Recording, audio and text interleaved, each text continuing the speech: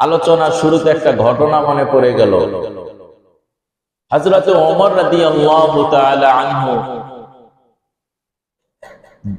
যার ব্যাপারে আল্লাহর রাসূল বলেন, লাউ কানা নাবিয়্যান বা'দি লাকানা ওমর, আমার পর যদি কেউ নবী হইতো তাহলে ওমরই হইতো। সুবহানাল্লাহ।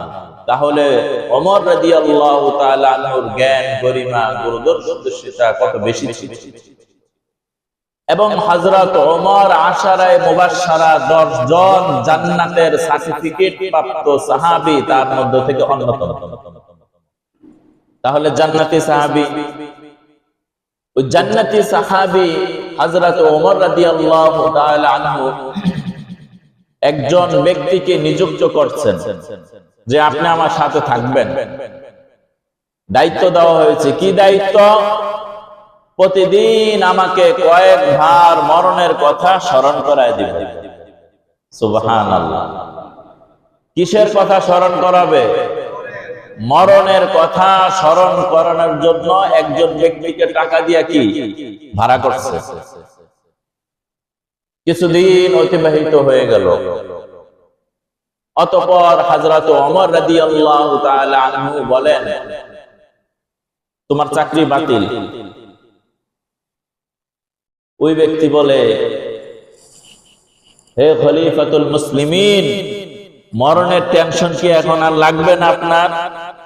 মরণের স্মরণ, মৃত্যুর স্মরণ, এটা কি এখন আর প্রয়োজন নাই?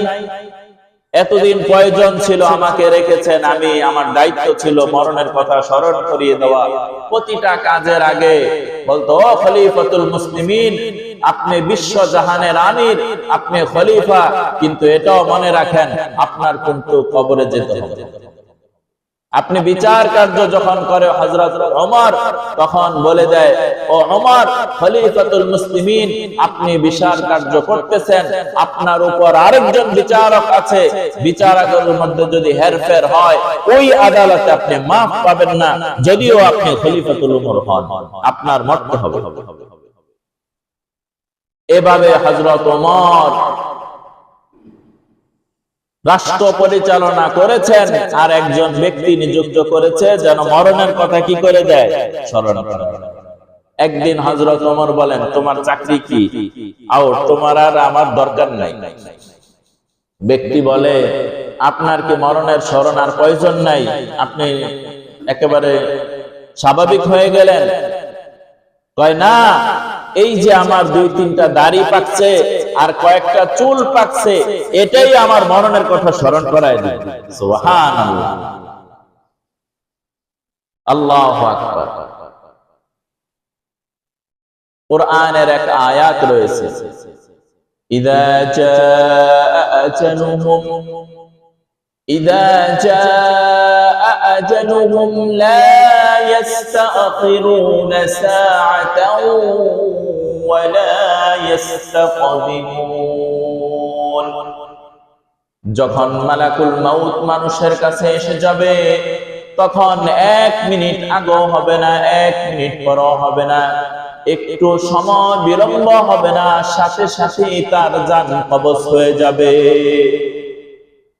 যখন নির্ধারিত সময় তার কাছে এসে যাবে, ইদা জাআ আজালুহুম, যখন এসে যাবে নির্ধারিত সময়, ওই নির্ধারিত সময় কি? সমস্ত মুফাসসিরিনে কেরাম বলেন, নির্ধারিত সময়ের যে বাহক, বার্তাবাহক, তার নাম হচ্ছে আজরাইল আলাইহিস সালাতু ওয়াস সালাম।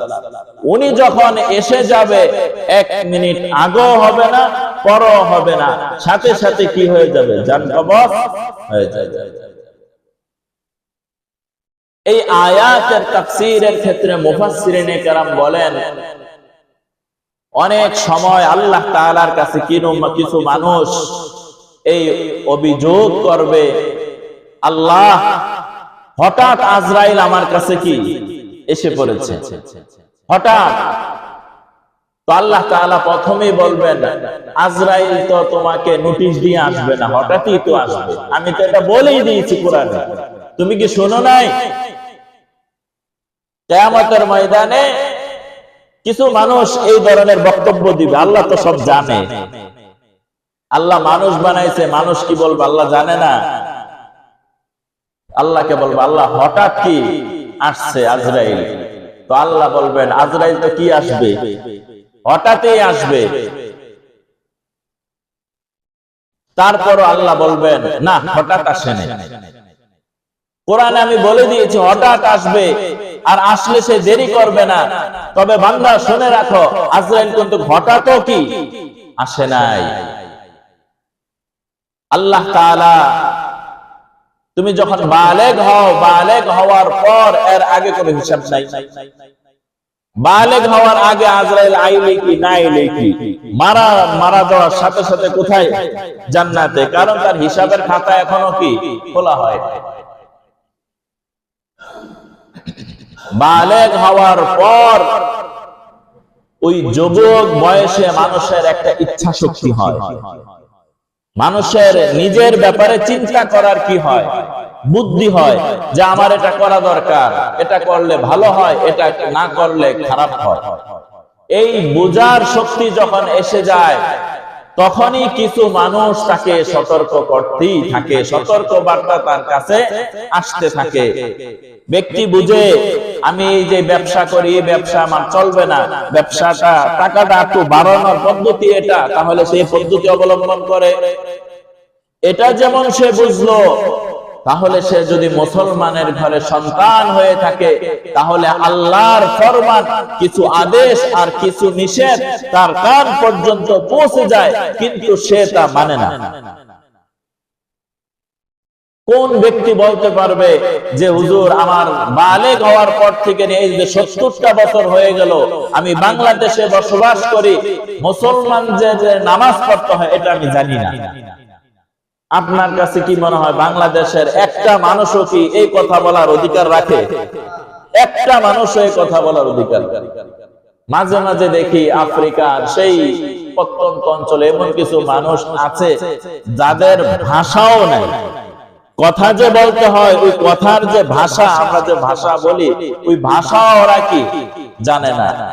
আল্লাহ তাদের ব্যাপারে কি ফয়সালা করে আল্লাহ ভালো জানে।